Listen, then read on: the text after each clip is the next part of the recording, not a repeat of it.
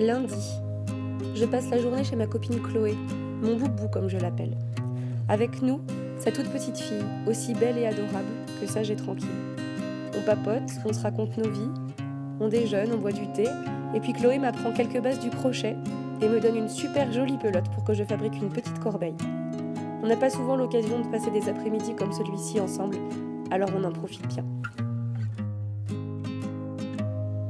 Mardi, je commence enfin le montage vidéo de notre voyage en Islande. Je me replonge du coup dans l'atmosphère si belle, pure et sauvage de ce pays grandiose. Je pousse des soupirs de nostalgie et je m'immerge dans ces instants et souvenirs de voyage. Mercredi, après une journée de travail très fatigante pour mon état actuel, je profite de la baignoire de chez mes parents pour prendre un immense bain bien chaud. Ça m'arrive rarement, alors quand j'ai le luxe de savourer ces instants trempettes, je mets le paquet avec beaucoup de mousse et puis je rajoute toujours un petit bouchon d'arôme de fleurs d'oranger, probablement l'odeur que j'aime le plus au monde, le paradis. Jeudi, je vais chez le coiffeur, presque un peu sur un coup de tête, c'est le cas de le dire.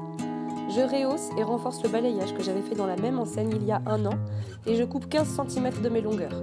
Le coiffeur est très rigolo et je passe un chouette moment à me faire chouchouter. Vendredi, une grande journée de plein de bonheur. Le matin, je reçois une enveloppe magnifiquement décorée et garnie de mon amie Chloé. Elle m'envoie par la poste un crochet parce que j'ai perdu le mien et en profite pour glisser dans l'enveloppe un dessin adorable de son fils et une carte clairement pensée pour moi avec une photo de nous deux et je l'adore. Le soir, Guillaume m'emmène dans un salon de massage à Paris. Il m'avait offert ce cadeau pour mon anniversaire. Nous nous faisons masser tous les deux.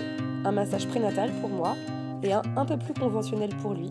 Et nous en ressortons bien détendus et contents.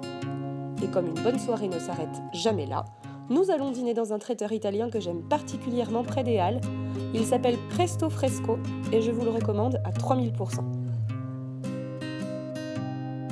Samedi, dans la voiture, en route vers une soirée familiale, nous chantons en boucle et non sans émotion une chanson qui nous émeut particulièrement parce qu'elle sera l'une des berceuses que nous chanterons à notre petit garçon. Elle est belle, elle est douce et nous aurions nous-mêmes pu écrire les paroles tant elle ressemble à ce que nous voulons dire à notre bébé. Dimanche, ma cousine a 18 ans et mon papa, bon, un peu plus, certes, mais bref, on se retrouve en famille pour fêter ses anniversaires et comme d'habitude quand je passe des moments avec mes cousins, la journée entière devient alors un petit bonheur qui s'éternise.